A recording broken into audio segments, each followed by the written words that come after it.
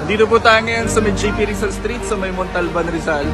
Kung makikita po ninyo, ang taas na ng baha dito, hindi na po madaanan ng mga sasakyan. Kaya yung mga tao, ayan, naglalakad na lang po sila sa hanggang baywang na baha. Kulay putik po yung tubig dito. Ang daming mga na-stranded, ayan o. Ayan ang mga na-stranded dito. Saan pa kayo galing? Galing pa po kami ng Burgos. Yung bahay nyo, kamusta? Na po.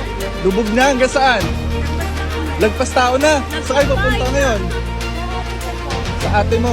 May evacuation center doon. Hindi pa sa bahay. Bahay nila. O sige, ingat kayo. Ito po. Ito, yung negosyo nyo to. Magkano sumakay dyan? 300 motor pag tao. Motor lang. O ito, sina ate. Magkano bakit si ganyan? Nasa refrigerator na kayo ate.